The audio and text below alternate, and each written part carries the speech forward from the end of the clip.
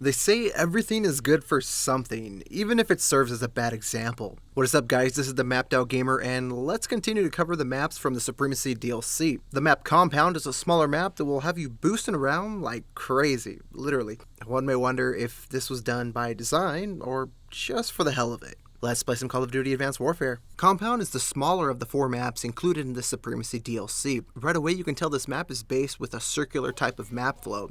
I'll come back to map flow in a second, but let's take a look at the aesthetics of the map. The map is supposed to be this training facility nicknamed Camp Irons. This nickname is kind of reinforced by the blaring motivational or sometimes demotivational speeches you hear on the comms throughout the map from Mr. Irons himself. Although the vocals aren't as distracting as these little silhouette cutouts, for target practice that you see speckled throughout the map. I did unfortunately find myself running around in the battle and in the heat of the moment kind of just taking some pop shots at these cutouts, mistaking them for the enemy.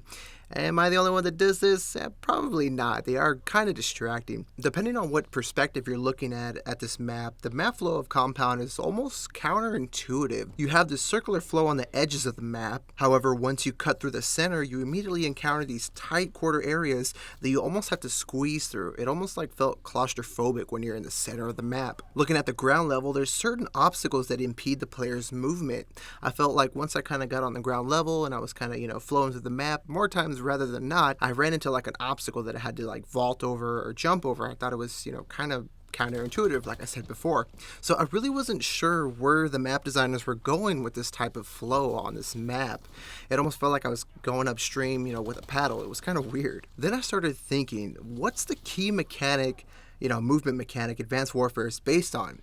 That's right, the exosuit. Now that you look at it through that perspective, kind of through that lens, Compound was thought out and laid out just for the exosuit. The design of this map essentially forces you to boost over nearly every single obstacle. So if you love the exosuit, Compound's perfect for you. If you haven't mastered the art of tagging the enemies though while mid-air, playing on Compound will definitely get you there. So whether you like it or not, definitely. Compound does offer, some limited verticality. It's more of a compact vertical map flow. That's kind of technical, but it basically means there aren't any extreme high or low areas. Compound doesn't have a map-specific score streak nor a Levolution event trigger. I was a little bit disappointed that there wasn't at least an event trigger, seeing as this is a training facility. Why not keep the player on their toes and toss in some, changing sections or some, environmental changes that can, keep the player kind of guessing. I'll be honest, this map wasn't my favorite. It just favors the boosting and exosuit abilities way too much.